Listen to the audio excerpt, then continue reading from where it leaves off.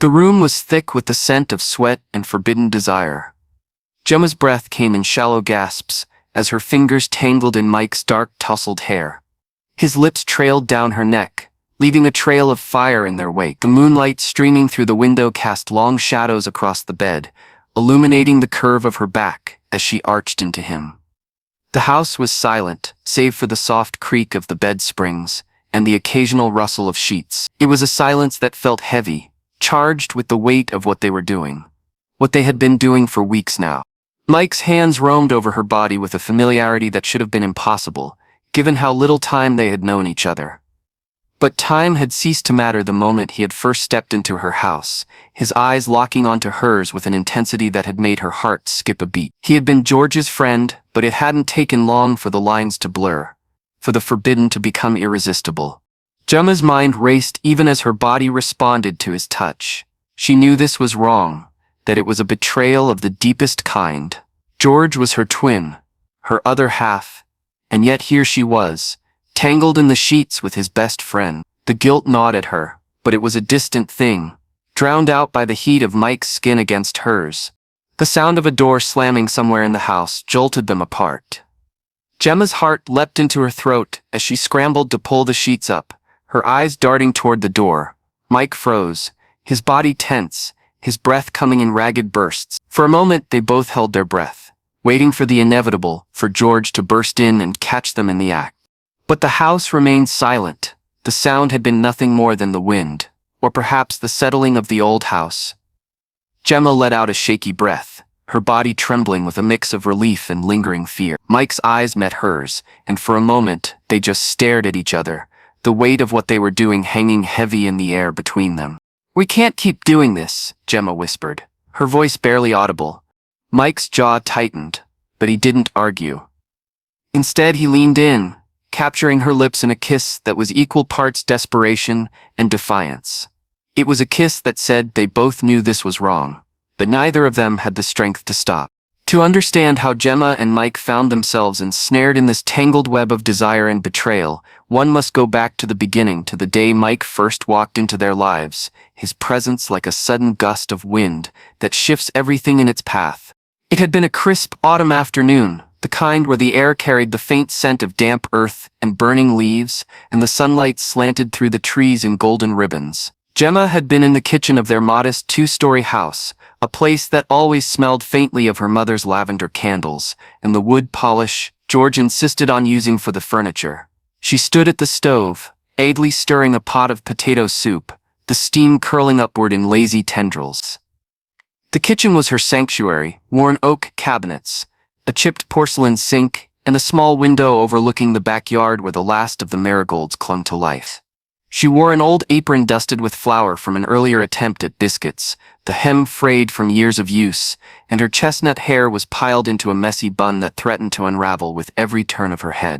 The soup bubbled gently, a soft rhythm that matched the quiet hum of the radio on the counter, tuned to a station playing old jazz standards. Jemma wasn't really listening. Her mind drifted to the mundane, whether they needed more milk, if George would be home late again from his shift at the hardware store. She was 19 then, caught in that liminal space between girlhood and something more. Her days a predictable blur of chores and the occasional evening spent sketching in her notebook by the fireplace. The front door creaked open, a sound that jolted her from her reverie, followed by the low rumble of laughter. George's familiar chuckle mingled with a deeper, unfamiliar tone. Jemma paused, the wooden spoon hovering over the pot, as footsteps thudded across the hardwood floor of the living room. She turned just as George appeared in the doorway, his broad frame filling the space, his cheeks flushed from the chill outside. He wore his usual flannel shirt, sleeves rolled to the elbows, and his sandy hair was mussed from the wind. Behind him trailed a boy she had never seen before, and the sight of him made her breath catch in her throat. "Jemma, this is Mike," George said, his voice warm with a hint of pride, the way he always sounded when he introduced someone he admired. "Mike, this is my sister." Mike stepped forward, and Jemma felt the room shift subtly, as if the air itself had thickened. He was tall, taller than George by a good few inches, with broad shoulders that strained against the fabric of his worn leather jacket. His dark hair fell in loose, careless waves, the kind of messy that looked deliberate, and a faint shadow of stubble dusted his jaw. But it was his eyes that pinned her in place. Piercing blue, sharp and bright like the sky just before a storm, with an intensity that seemed to peel back her layers without permission. He moved with a confident swagger, a lazy grace that suggested he knew exactly the effect he had on people. Gemma's heart gave an unsteady thud. He was without a doubt the most handsome boy she had ever seen. "Nice to meet you," Mike said, his voice smooth and deep, sliding over her like velvet brushed against skin. His lips curved into a half-smile, not quite a grin but enough to reveal a dimple in his left cheek. His eyes lingered on her, holding her gaze a moment too long, and Gemma felt a flush creep up her neck, hot and unbidden. She was suddenly aware of every imperfection: the smudge of flour on her apron, the damp curl of hair sticking to her temple, the way her hands trembled slightly as she gripped the spoon. "Hi," she mumbled, barely audible, her tongue clumsy in her mouth. She turned back to the stove, pretending to stir the soup with renewed focus, though the broth was already perfectly blended. Her cheeks burned, and she cursed herself inwardly for the reaction. She wasn't the type to get flustered. Not usually. She'd grown up with George's friends tromping through the house, a parade of loud voices and muddy boots, and she'd always held her own, quick with a sarcastic quip or a roll of her eyes. But Mike was different. She could feel his presence behind her, a quiet weight that pressed against her awareness, and it made her skin prickle with a strange, unfamiliar heat. George clapped Mike on the shoulder, oblivious to the undercurrent rippling through the room. "Mike just moved here from upstate," he said, crossing to the fridge to grab a couple of sodas. "Met him at the shop today, figured he could use some company." "Upstate, huh?" Gemma said, forcing her voice to steady as she glanced over her shoulder. She needed to say something, anything, to shake off the spell of those eyes. "What brings you to this nowhere town?" Mike leaned against the counter, one hip cocked, his jacket creaking faintly as he crossed his arms.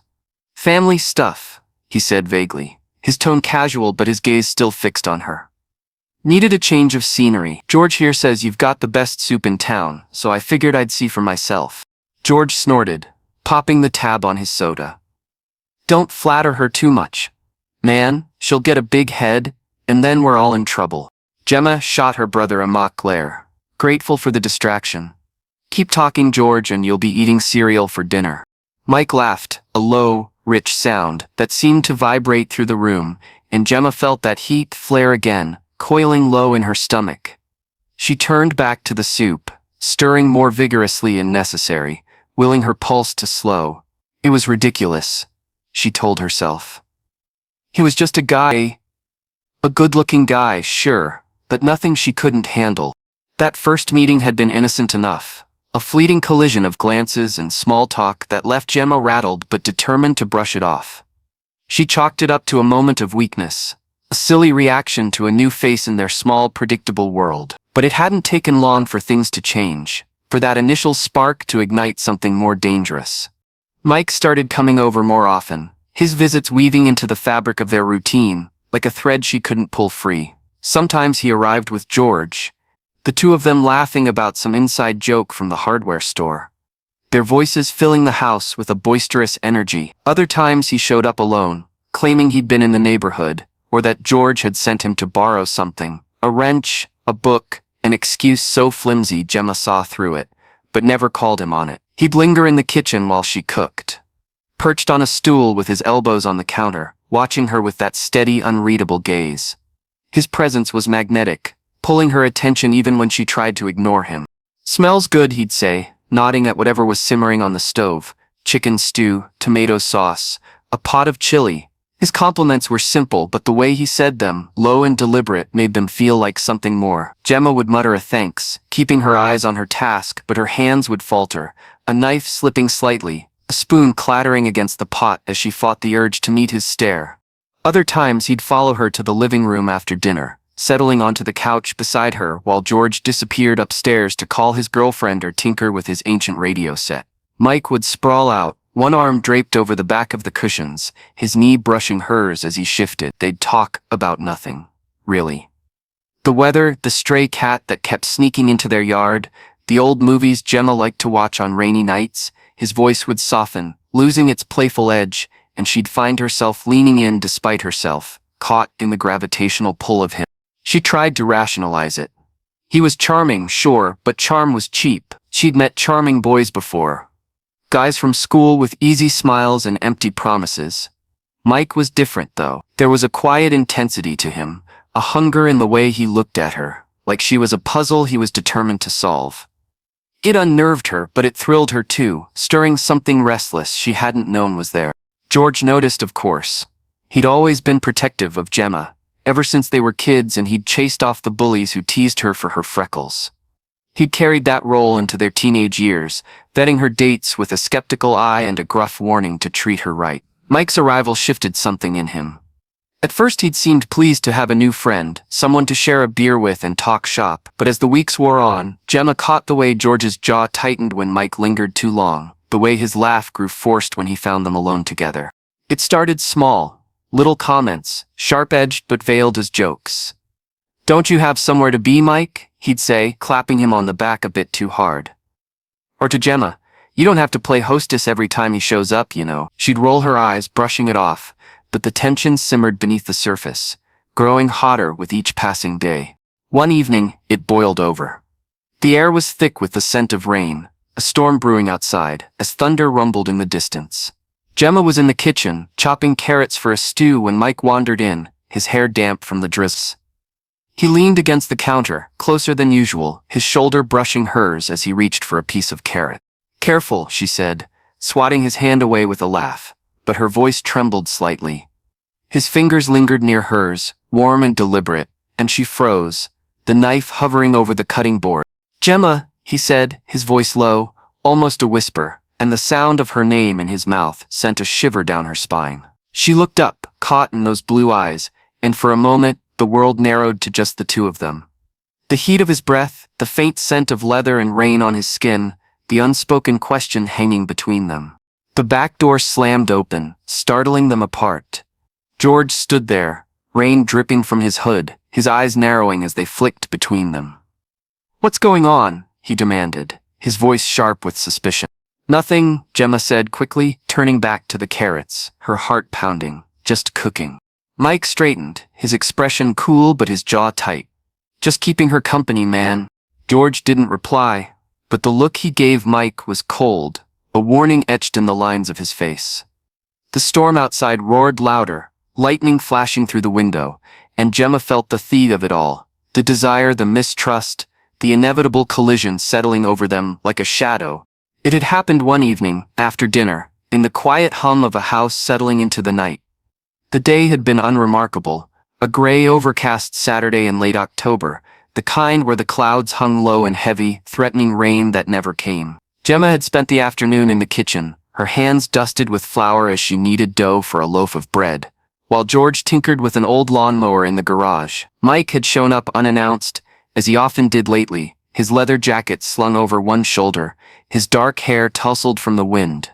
George had invited him to stay for dinner, a casual offer that Jemma suspected, masked a grudging obligation. The meal had been simple, roast chicken, mashed potatoes, green beans from a can, but the air had crackled with an undercurrent, none of them acknowledged aloud. Now the dishes sat stacked in the sink, and the faint clink of porcelain against porcelain drifted from the kitchen where George scrubbed at the remnants of gravy. In the living room, Jemma perched on the edge of the worn plaid couch, its springs creaking faintly beneath her. The room was dimly lit by a single lamp in the corner, its amber glow casting long shadows across the hardwood floor. A faded quilt hung over the armrest, a relic from their grandmother. And the air smelled faintly of lemon polish and the lingering warmth of the oven. Ike sprawled beside her, his presence filling the space in a way that made the room feel smaller. His long legs stretched out, one boot resting lightly against the scuffed coffee table, and his arm was casually draped over the back of the couch. His fingers, calloused from whatever manual work he did upstate before moving here, brushed against Jemma's shoulder, barely a touch, just the faintest graze of skin against the thin cotton of her sweater. It was deliberate, she knew, though he masked it with that lazy nonchalance he wore like a second skin. Her breath hitched, a quiet betrayal of her body, and she leaned ever so slightly into the contact, drawn by a pull she couldn't name. She tried to focus on the television flickering across the room, An old sitcom rerun, the laugh track a hollow echo against the tension simmering beneath her ribs. Her hands twisted in her lap, fingers knotting together as she fought the urge to glance at him. Mike's profile was sharp in the corner of her vision. High cheekbones, a jawline shadowed with stubble, those piercing blue eyes fixed on the screen though she doubted he was watching. His closeness was a heat she couldn't ignore, radiating through the scant inches between them, and it stirred something restless in her, a tangle of curiosity and caution she couldn't untie. In the kitchen, the water shut off with a groan of old pipes, and George's footsteps thudded closer. He appeared in the doorway, a dish towel slung over his shoulder, his sleeves rolled to the elbows. His sandy hair was damp at the temples from the steam, and his broad shoulders were tense, a coiled spring ready to snap. His eyes, hazel, like their father's, swept the room and landed on Mike's hand, still lingering near Jemma's shoulder. The shift in his expression was immediate, subtle but unmistakable. His jaw tightened, his brows drew together, and a flush crept up his neck, turning his freckled skin a mottled red. "Get your hands off her," George snapped, his voice sharp enough to slice through the air, cutting the sitcom's canned laughter in half. The words landed like a stone, heavy and unyielding, and the room seemed to contract around them.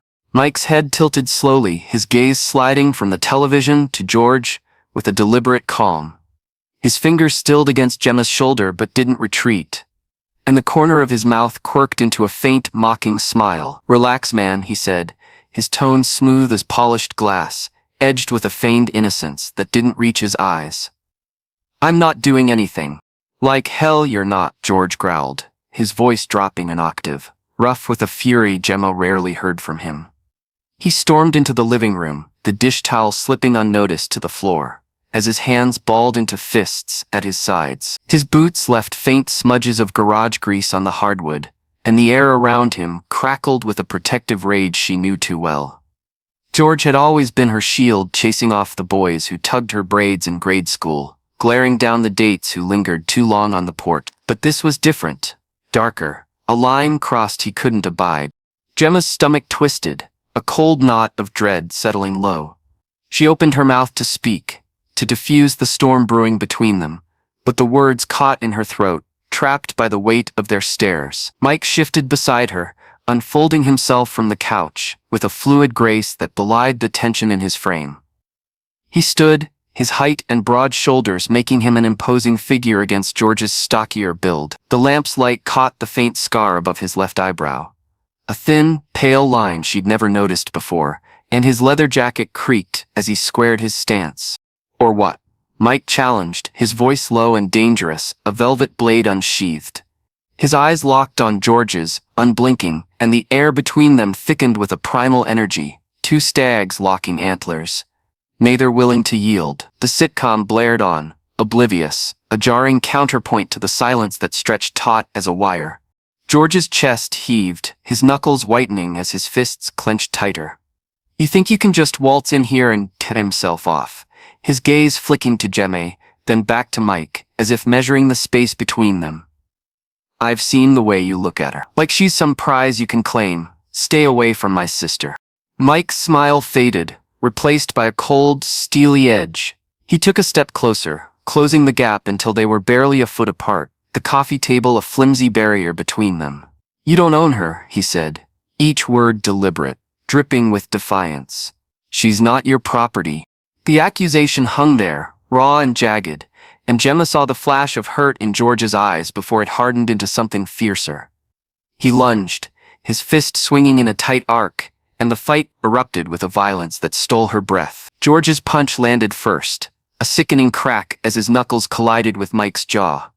Mike's head snapped to the side, a spray of spit glistening in the lamplight, but he recovered fast, too fast, his own fist driving into George's stomach with a force that doubled him over. George stumbled back, his hip catching the edge of the coffee table, sending a stack of magazines sliding to the floor with a muffled thud. Jemma leapt to her feet, the couch springs groaning in protest, her heart slamming against her ribs. "Stop it," she shouted, but her voice was a thin thread drowned by the grunts and scuffles of the brawl. They grappled, a chaotic tangle of limbs and fury, George's arm hooking around Mike's neck, Mike's elbow jabbing at George's ribs. The table rocked again, a ceramic coaster clattering to the floor, and the lamp flickered as if startled by the commotion. Mike shoved George back, breaking free, and swung again, his fist grazing George's cheek. George roared, a sound torn from deep in his chest, and tackled Mike into the wall. The impact rattled a framed photo of their parents, tilting it askew, and plaster dust sifted down like fine snow. They were evenly matched, George's raw strength against Mike's agility, and the fight was a brutal dance, fueled by anger and jealousy, years of unspoken loyalty clashing with something newer, wilder. Gemma's hands shook as she stepped closer, her voice rising to a scream. "Stop it! Both of you, stop!" She grabbed George's arm, pulling with all her weight, and he faltered, his momentum broken. Mike staggered back, breathing hard, his lips split and bleeding, a crimson smear against his pale skin. George shook her off, gentler than she expected, but his eyes stayed locked on Mike, burning with a rage that trembled in his frame. The fight ended as abruptly as it had begun, the air thick with the metallic tang of blood and the harsh rasp of their breaths. George stood there, chest heaving, his knuckles bruised and streaked with red where the skin had split. A faint bruise bloomed along his cheekbone, and his shirt was untucked, one sleeve torn at the seam. He glared at Mike, his hazel eyes narrowed to slits, his voice low and trembling with barely contained fury. "Stay away from her," he said again, each word a hammer strike, heavy with finality. Mike wiped the blood from his lip with the back of his hand, leaving a dark smear across his knuckles. His jacket hung crooked, one shoulder scuffed from the wall, and his hair fell into his eyes, shadowing the storm in them. He didn't flinch, didn't back down, just met George's glare with a cold, unwavering intensity. "You don't own her," he repeated, quieter this time but no less defiant. "She's not your property." The words landed like a slap, and George's face twisted, anger, hurt, and something deeper, a flicker of doubt he couldn't voice. His mouth opened, then closed, his jaw working as if chewing on a response he couldn't spit out. In the end, he said nothing. He turned on his heel, his boots thudding against the floor, and stormed out of the room. The kitchen door slammed behind him, a sharp punctuation to the silence that followed, and Gemma heard the creak of the back porch steps as he retreated into the night. She stood there, frozen, the television's laugh track a mocking chorus in the background. Mike sank back onto the couch, wincing as he touched his jaw, his fingers probing the swelling already forming. Blood stained his lower lip, a stark contrast to the pale curve of his mouth, and his eyes flicked to her, searching, questioning. "You okay?" he asked, his voice rough but softer now, stripped of its earlier edge. Gemma nodded, though she wasn't sure it was true. Her hands trembled as she sank onto the armrests, her sweater sleeve brushing the quilt, grounding her in its familiar texture. The room felt too big, too empty, the space George had occupied a gaping void. She wanted to say something to Mike, to the air, to herself. But the words wouldn't come. The fight had torn something open, a rift she couldn't mend, and the weight of it pressed against her chest. Outside, the wind picked up, rattling the windows, and the first drops of rain tapped against the glass, a tentative rhythm that promised a storm. Mike leaned back, his head tipping against the couch, his gaze fixed on the ceiling. Gemma watched him, the rise and fall of his chest, the blood drying at the corner of his mouth, and felt the pull again stronger now, laced with danger and defiance. George's warning echoed in her mind, but so did Mike's words, and she wondered, not for the first time, where her own loyalties lay. The sitcom flickered off, replaced by static, and the room slipped into a hush broken only by the rain. They sat there, side by side, caught in the aftermath, the tangled web of desire and betrayal tightening around them with every breath. After that night, things had changed irrevocably, the fracture between them all widening like a crack in brittle ice. The air in the house felt heavier, charged with unspoken words and lingering resentments. George had stopped bringing Mike around, his once easy invitations replaced by a stony silence whenever Mike's name came up. If Gemma mentioned him casually, testing the waters, George's jaw would tighten, his hazel eyes darkening with a warning she didn't dare push. He'd taken to working longer shifts at the hardware store, coming home late with grease-stained hands and a scowl that dared her to ask where he'd been. It was his way of drawing a line, of keeping Mike at a distance, but it didn't work. Not really. Mike had his own stubborn streak, a quiet defiance that refused to bend. He started showing up at the house on his own, uninvited but never unwelcome. At least not by Jemma. He'd deck the moments when George was gone, his timing uncanny, as if he could sense the empty space her brother left behind. The first time it happened, Jemma had been in the living room, curled on the couch with a sketchbook balanced on her knees, the scratch of her pencil the only sound in the stillness. The knock at the door had startled her, a sharp rap that echoed through the house. She'd hesitated, her pulse quickening, before crossing the creaky hardwood to peer through the peephole. Mike stood there, hands shoved in the pockets of his leather jacket, his dark hair tousled by the wind, a faint smirk playing on his lips, as if he knew she'd open the door. And she did. Her heart pounded in her chest, a wild, unsteady rhythm, as she turned the knob and let him in. The cool October air followed him, carrying the faint scent of rain and gasoline, and he stepped inside with that familiar swagger, his boots leaving faint scuff marks on the welcome mat. "George around?" he'd asked, his voice low, though the glint in his blue eyes suggested he already knew the answer. "No," Jemma had replied, her throat dry, her fingers tightening around the edge of the door. "He's at work." "Good," Mike had said simply, and the word hung between them, heavy with intent. She'd led him upstairs to her room, her steps tentative, her mind a whirlwind of doubt and anticipation. The hallway smelled faintly of lavender from the diffuser on the shelf, and the stairs creaked under their weight, a quiet chorus to the thudding of her heart. Her room was small, cluttered with the pieces of her life, a twin bed with a faded quilt, a desk strewn with pencils and half-finished drawings, a window overlooking the backyard where the last leaves clung to the oak tree. She'd closed the door behind them, the click of the latch loud in the silence, and turned to face him, unsure of what came next. That first visit had been innocent enough, just talking, mostly. Mike had sprawled on her bed, one arm about his head, his jacket tossed over the chair while she sat cross-legged on the floor, clutching a pillow to her chest. They'd talked about nothing and everything.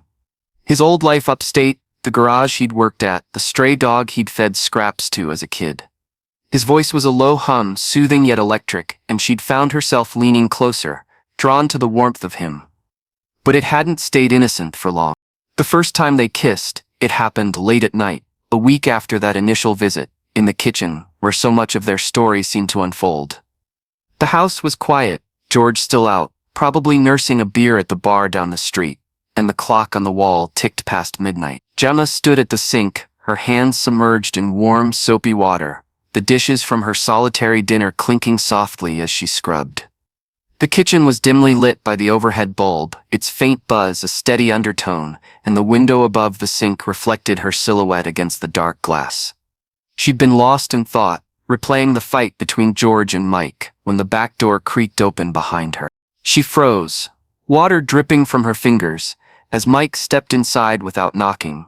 He moved like he belonged there, shedding his jacket and hanging it on the hook by the door, his presence filling the room with a quiet intensity. "Couldn't sleep," he'd said, his voice rough, as if he'd been walking the streets for hours.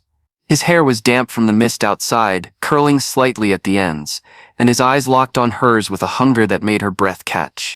Jemma turned, her hands still wet, suds clinging to her wrists, and he closed the distance between them in 2 strides. She felt the heat of him before he touched her, his breath warm against her neck, stirring the loose strands of hair that had escaped her bun. Her heart raced, a frantic drumbeat as he leaned in, his hands bracing against the counter on either side of her, trapping her in a way that felt both thrilling and dangerous. She'd turned her head, intending to say something, anything to break the spell. But then his lips were on hers, soft and insistent, and the words dissolved into nothing. The kiss was a revelation. Spark, igniting a fire she hadn't known was smoldering. His mouth moved against hers with a quiet urgency, tasting faintly of mint and the night air. And she held into it, her hands gripping his shirt, the damp fabric cool under her fingers. It left her breathless, her body trembling with a desire so raw it scared her. When he pulled back, his forehead resting against hers, his breath ragged, she'd felt unmoored, like she'd stepped off a cliff and was still falling. "I shouldn't have done that," he'd murmured. But the way his thumb brushed her cheek, tracing the flush there, told her he didn't regret it. Neither did she. From that moment on, they were inseparable, bound by a thread that grew stronger and more tangled with every stolen encounter. Mike would come over whenever George wasn't home, his visits a secret rhythm to her days. She'd hear his knock 3 sharp taps, always the same, and her pulse would leap, her hands fumbling with the lock as she let him in. They'd climb the stairs to her room, the house holding its breath around them, and lose themselves in each other. It was exhilarating, the way his hands mapped her skin, tentative at first, then bold, tracing the curve of her spine, the dip of her waist. His touch was a language she learned quickly, fluent in the press of his fingers, the heat of his mouth against her collarbone. They'd spend hours tangled together, the quilt shoved to the floor, her sketches forgotten on the desk. The room became their world, narrowed to the creak of the bed frame, the rustle of his shirt as he pulled it over his head, the soft hitch of her breath when he whispered her name. His body was a landscape she explored, with a mix of awe and greed. Broad shoulders, lean muscle, the faint scars that crisscrossed his knuckles from fights she didn't ask about. He'd kiss her slow and deep, then fast and desperate, and she'd match him, her hands threading through his dark hair, pulling him closer until there was no space left between them. But it wasn't just physical. There were moments of quiet too, his head on her chest, her fingers tracing lazy patterns on his arm as they lay there, the afternoon light slanting through the blinds. He'd talk sometimes, his voice low and unguarded, about things he didn't share with anyone else. His father's temper, the way he'd left home at 17, the dreams he buried under that cocky exterior. She'd listen, her heart aching for him, and tell him her own secrets, her fear of being stuck in this town forever. The sketches she hid because they felt too personal. It was intimacy of a different kind, one that cut deeper than the physical, and it made her crave him more. Jemma knew she was betraying George. The guilt gnawed at her, a constant ache beneath her ribs, sharpest when she caught her brother's tired eyes over breakfast, or heard the edge in his voice when he asked where she'd been. He didn't know, not yet, but he suspected, and that was enough to poison the air between them. She'd grown up under his wing, his little sister to protect, and now she was slipping through his fingers, choosing the one person he'd warned her against. Every kiss with Mike, every touch, was a lie she told George, a fracture in the trust they'd built over years. But she couldn't stop. Mike was like a drug seeping into her veins, and she was addicted, helplessly, hopelessly so. The thrill of him drowned out the guilt, at least for a while. She'd catch his scent on her pillow after he left. Leather and smoke, and something uniquely him, and bury her face in it, chasing the high. When he'd slip out the back door, his hand lingering on hers, promising to return, she'd stand there, heart pounding, already counting the minutes until he did. Outside, the world turned colder, the leaves falling in drifts. But inside, their secret burned bright, a flame she couldn't quench. She told herself she could handle it, that she could keep it hidden. But deep down, she knew it was a lie. The web was tightening around her, around Mike, around George, and sooner or later, it would snap. It had been a Friday evening, when their parents had announced they were going away for the weekend. Jemma had felt a thrill of excitement run through her at the news. With George staying at a friend's house, she and Mike would have the house to themselves. She had called him as soon as her parents had left, her voice trembling with anticipation. "They're gone," she had whispered into the phone. "Come over." Mike had arrived within minutes, his eyes dark with desire as he stepped through the door. They had barely made it at the living room before they were on each other, their hands roaming, their breaths mingling in the heat of the moment. But then, the sound of the front door opening had shattered the moment. Jemma had frozen, her heart pounding in her chest as she heard George's voice calling out her name. "Jemma, are you home?" She had scrambled to her feet, her mind racing. "George is here," she had whispered to Mike. Her voice panicked. Mike had cursed under his breath, his eyes darting toward the door. "What do we do?" Dana had felt a surge of desperation. "We have to do something, he can't find us like this." It had been Mike who had come up with the idea. "We'll drug him," he had said, his voice low and urgent. "Just enough to knock him out for a few hours. By the time he wakes up, we'll be gone." Jemma had hesitated, her stomach churning with guilt. But in the end, she had agreed. They had found a bottle of sleeping pills in the medicine cabinet, and Jemma had crushed a few into a glass of water, her hands trembling as she stirred the mixture. When George had walked into the kitchen, Jemma had forced a smile, holding out the glass. "Here," she had said, her voice shaking. "You look tired. Drink this." George had taken the glass, his eyes narrowing slightly as he looked at her. "What's this?" "Just water." Jemma had lied, her heart pounding in her chest. "You look like you need it." George had shrugged and taken a sip, then another. Within minutes, he had started to sway, his eyes drooping as the drug took effect. Jemma had watched in horror as he slumped to the floor, his body going limp. "George?" she had whispered, her voice trembling. "George, wake up!" But he hadn't moved. His chest had risen and fallen slowly, but he was out cold. Mike had grabbed her arm, his voice urgent. "We need to go, now." Jemma had hesitated, her eyes glued to her brother's still form. "What if he doesn't wake up?" "He will," Mike had said, though his voice had lacked conviction. "Come on, we need to get out of here." They had left the house in a hurry, Gemma's heart pounding in her chest as they drove away. But the guilt had been too much to bear.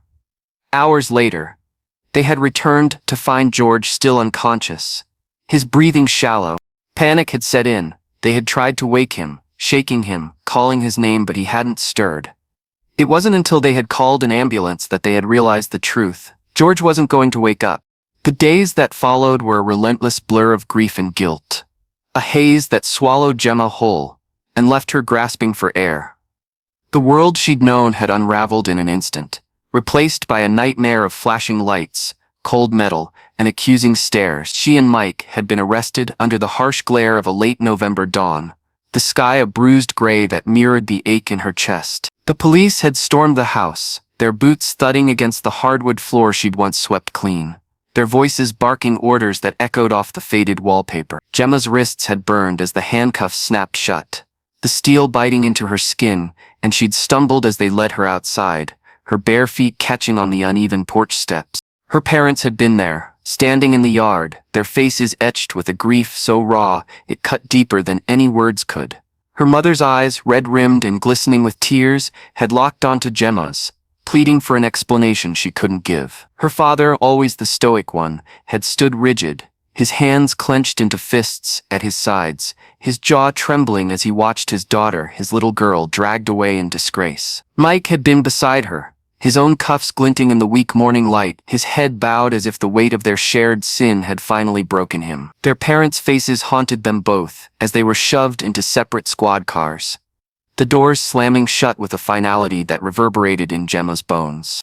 The media had descended like vultures, tearing into the story with a ferocity that left no room for nuance. The local papers splashed their mugshots across the front page, Gemma's wide, frightened eyes staring out beneath a tangle of chestnut hair, Mike's sharp features hardened into a scowl, a faint bruise still shadowing his jaw from that night with George. Headlines screamed scandal, sister's seduction leads to tragedy, and bad boy's betrayal shatters family. They painted Jemma as the seductress, a femme fatale who'd lured Mike into a web of passion and destruction, her every glance a calculated snare. Mike was cast as the handsome rogue, the leather-jacketed rebel who'd corrupted her innocence with his dangerous charm. The truth, muddled and messy, was lost beneath the sensationalism, drowned out by the clamor of reporters camped outside the courthouse and the whispers of neighbors who'd once waved hello. But the truth was far more complicated. A knot of love and regret that Jemma couldn't untangle.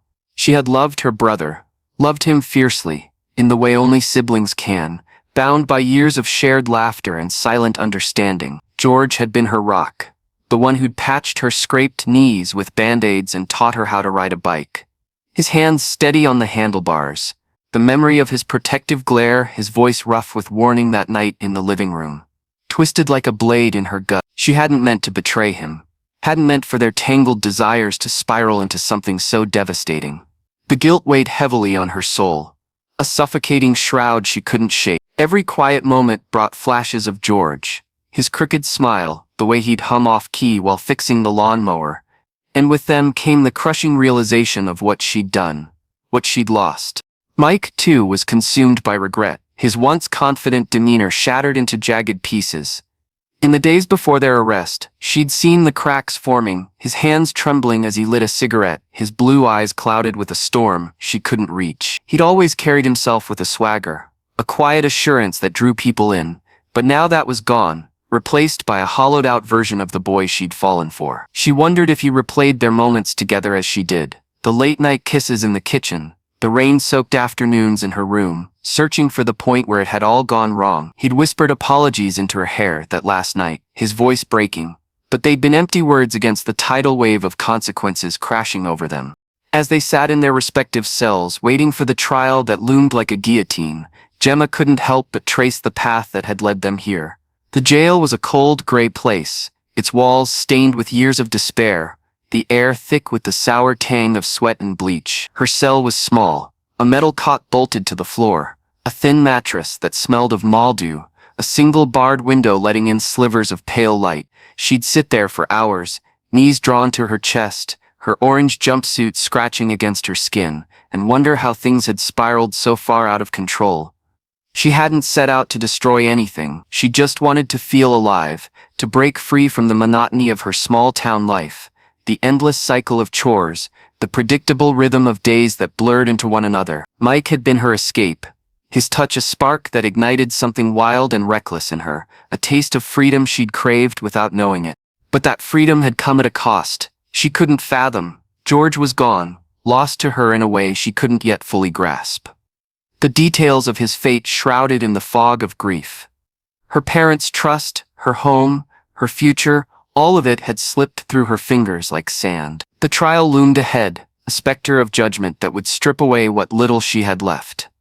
She'd heard the whispers from the guards, murder charges, evidence piling up, a case that would bury them both. Her public defender, a tired man with thinning hair and a rumpled suit, had little hope to offer. His visits brief and punctuated by sighs. Redemption felt like a distant dream, a word that belonged to someone else's story. In her cell, Jemma would close her eyes and see Mike, his split lip, his steady gaze, and wonder if he felt the same crushing weight. Did he lie awake on his cot, staring at the ceiling, replaying the choices that had led them here? Did he regret her, the way she sometimes regretted him? Not the love, but the wreckage it had wrought. She longed to reach out, to bridge the cold distance between their cells, but the bars held her back, as unyielding as the truth she couldn't escape. The trial unfolded as a grim spectacle, a circus of justice that drew the town into its orbit. The courthouse, a squat brick building with peeling paint and a sagging roof, became a battleground, its steps overrun by media vans and reporters clutching microphones like weapons. Satellite dishes sprouted like mushrooms in the parking lot, and cameras flashed relentlessly, capturing every grim moment for the evening news. Inside, the air buzzed with anticipation, the wooden benches packed with townsfolk, neighbors, former classmates, strangers with eager eyes, whispering behind cupped hands as they followed every twist and turn. The story had gripped them all, a tale of love, betrayal, and death too sordid to resist. Jemma and Mike sat side by side in the defendant's box, a narrow wooden enclosure that smelled of old varnish and despair. Their hands were shackled, the chains clinking faintly with every movement, a constant reminder of their fall. Jemma's face was pale, her skin almost translucent under the harsh fluorescent lights, her chestnut hair pulled back into a tight, severe ponytail that accentuated the hollows beneath her eyes. She wore a plain gray dress provided by her attorney, its stiff fabric itching against her skin, a far cry from the soft sweaters she'd once favored. Beside her, Mike was equally drawn. His broad shoulders slumped, his dark hair falling into his face, unwashed and unkempt. His blue eyes, once so piercing, were dulled by exhaustion and something deeper. Shock, perhaps. Or the slow bleed of realization. They barely looked at each other, the space between them heavy with unspoken words. The prosecution laid out the case with ruthless precision, their voices cold and clipped as they wove a narrative of premeditated murder. The evidence was damning, a tapestry of facts that tightened around Jemma and Mike like a noose. There were the sleeping pills. George's prescription, found emptied into a glass of whiskey, the bottle bearing Jemma's fingerprints. The crushed glass on the kitchen floor, shards glinting under forensic lights, matched the tumbler Mike had poured from that night. The timeline was meticulous. George's last call to a coworker at 9:17 p.m. The pills detected in his system by 10-houred, his body cold when the paramedics arrived at midnight. The prosecutor, a wiry man with wire-rimmed glasses and a voice like gravel, pointed at them as he spoke. These two conspired to drug George Harper, he declared, and in doing so they ended his life. Photos flashed on a screen. George's lifeless form slumped on the couch, the empty glass tipped over beside him, and Jemma flinched, bile rising in her throat. The defense fought back, their arguments a desperate plea against the tide. Their attorney, a harried woman with graying hair and a stack of notes she shuffled nervously, insisted it had been an accident. They never intended harm, she said, her voice trembling slightly. A misjudgment. A tragic mistake. Jemma wanted to calm George down after an argument, and Mike miscalculated the dose. She painted a picture of panic, not malice, two young people caught in a moment of recklessness. Not a calculated plot. But her words sounded thin, fragile against the weight of the evidence. And the jury's faces remained stony, their eyes flicking between the defendants and the grim exhibits.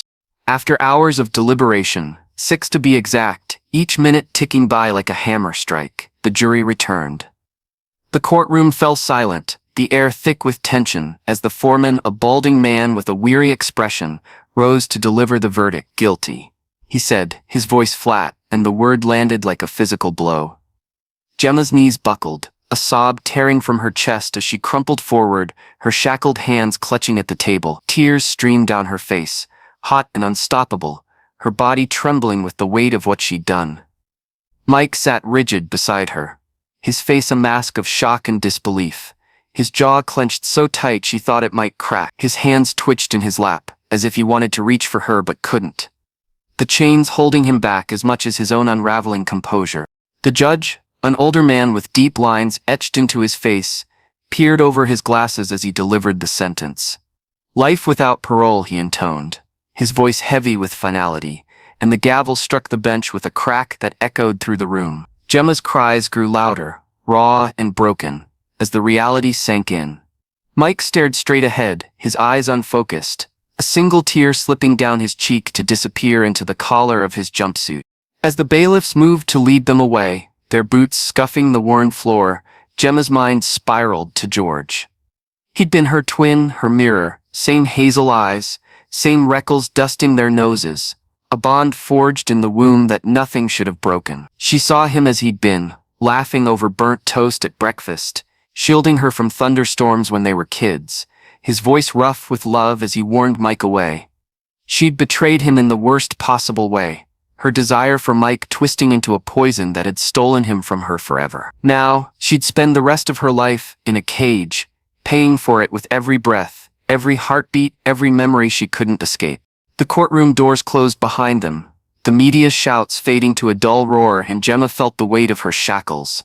Not just the metal but the guilt, the loss, the life she destroyed. George was gone, and she was left with nothing but the echoes of what might have been. Years later, Jemma would still wake up in the middle of the night, her heart pounding as she relived the moment she had handed George that glass of water. The guilt never left her, a constant weight on her chest that made it hard to breathe. Mike, too, was haunted by what they had done. He had tried to move on, to build a new life for himself. But the past always found a way to catch up with him. He would see George's face in his dreams, his eyes accusing, his voice echoing in his mind. In the end, there was no escaping what they had done. They had crossed a line, and there was no going back. The love they had shared had been tainted by betrayal, and the consequences of their actions would follow them for the rest of their lives. As the years passed, the world moved on, but Jemma and Mike remained trapped in the shadow of their guilt. They had lost everything, their freedom, their futures, and the love they had once shared. And in the end, that was the true cost of their desire.